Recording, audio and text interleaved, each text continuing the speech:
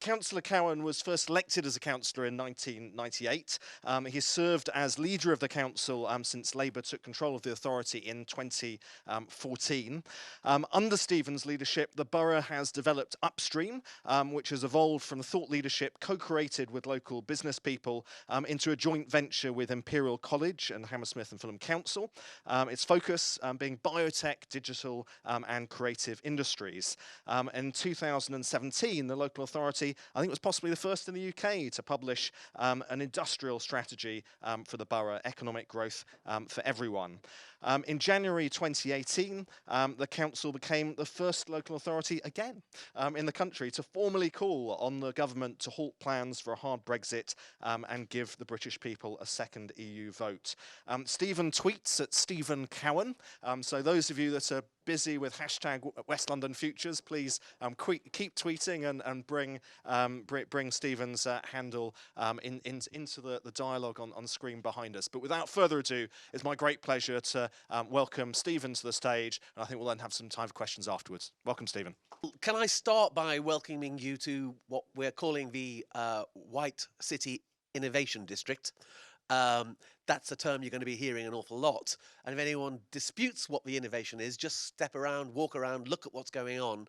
And what you see is the foundations for what we aim to be one of the hottest parts of the global economy as we go forward over the next decades of this century. Now, that sounds like a huge ambition, but I'm a politician, and I don't think it's worth knocking on doors, getting people to vote for you, trying to get involved in all the hassle that is with politics, unless you're going to come in and try and do huge things. Why bother doing this unless you're going to try and change the world? And what we're trying to do is to do that with West London. So I'm going to set out a little bit about our industrial strategy and about Upstream and about how we see this going over future decades. Who thinks the 21st century is going as good as you'd hoped it to be? Can we have a quick show of hands who's really happy with the way we're going? Okay, that's a bit disappointing, isn't it? But we're of that generation where it's for us to lead the way out of this. So we have Brexit, which, as you can see from my EU badge, I am thoroughly against. We have a housing crisis. We have huge opportunities on the one hand, but on the other hand, as you can see, if you look to the left, you might just catch Grenfell Tower. And if you go to the right, you'll find some of the highest levels of poverty in Northern Europe. And within that poverty is people sitting surrounded by what we're trying to place as the most exciting opportunities and business startup chances anywhere in the world. So that's where we are. What should the future look like? Well, we want maybe 20, 50, 100 years. We want this part of London to be green and clean. We want the air to be purified and clean. We want to see the environment and ecology sustainable. We want to see people moving around and living in homes and living sustainable, happy, good lives. And we want a good society that is ever better, which involves maybe better, cleaner transport, but at the heart of it all, an economy that works for everybody, not just for people who, when we see the economic growth figures on the news that night, feel all proud because our businesses are getting better, but also the people who've got their nose squashed up against the window, thinking that doesn't mean me. So that's where we want to be by the second half of this century. But what have we got to do now? Well, in Hammersmith and Fulham, we think we have the perfect opportunity to shape things. And the reason why is just look at us on a map to start off with.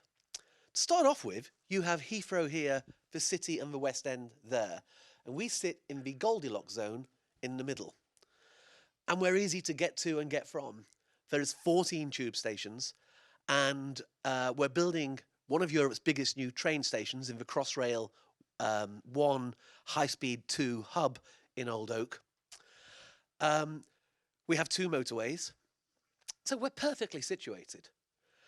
And on top of that, if you knock on any doors, as I often do, you will see lots of people live locally who work in the media and digital industries because of the heritage that the BBC left. And that's meant that people like ITV, Endemol, UK TV, Disney have all settled in this borough. So there is no better place in Britain for media than Hammersmith and Fulham. And then look at our art scene and the history we have. With the Bush Theatre as one of the best cutting-edge theatres in the world, the heritage, the Who, the Sex Pistols, all coming out of Shepherd's Bush. Then you can see the stuff that's gone on culturally and it's energized not just our local economy, but the global cultural experience for many people for decades. And it's still there now. And then what do we get on top of that? We get Imperial College London, the 8th best university in the world, but probably the best when it comes to STEM industries, putting in their campus where they're already innovating some of the most cutting-edge STEM technologies in the world. So we looked at that when we came into office in 2014 and thought, what is the role of government? And what should be the role of government to capture that and deliver on a better vision? So we set out some very simple things, big things. Let's be the best place for business. And we were very lucky enough to have Greg Jackson and Sophie Devonshire, Greg being the founder of Octopus Energy and Sophie being a tech expert, to act as our business commissioners for free. And they surveyed what would we need to do to make Hammersmith and Fulham the best place for business. And then on top of that, we developed a business strategy. We secured a deal with Imperial to develop Britain's first active industrial strategy. A strategy that says what government should be doing to facilitate the type of growth we want. And what we concluded was, in the headline points, is our job is to do the following things. To get the garden right so the flowers can bloom. That's how we think you interfere in the market. We do not want to be picking winners and losers, but we also think government has a role to do, as it does in every other major economy on the planet. So if we want to look like Cambridge, Massachusetts, or Stanford, California, then what we have to do is to take the innovation and the energy of people around here and make it easy to turn that into businesses and to growth and to jobs and to a future people can believe in. And that's why one of the recommendations of the Business Commission was affordable, flexible office space. We put that into our our land development strategy. So now when developers build, we don't just want to build affordable housing, which we are passionate about. We also want places where people can start a business easily without worrying about all the hassles of an office and property. And that's now happening already. The second thing we did was we said, how can we get those people with access to finance? So we've already started arranging with our upstream team meetings where entrepreneurs meet business angels and venture capitalists and get the chance to talk to them. But here's something else we've done. We've also had more experienced entrepreneurs holding seminars on the do's and don'ts of dealing with venture capitalists, because there's all sorts of traps. And some of these people are very young. Some of them are 20 years old. Some of them are 25 years old. So giving that information and support, that soft support, we think is fundamental. But best of all, we've started to work with Imperial, with our upstream board, about how we begin to change the education system and talking to them about what do the Germans do that allows them to have the best car industry and allows Germans in the area of that car industry to get the jobs first, that competitive advantage. And the solution is they teach all the aspects of that in kindergarten upwards.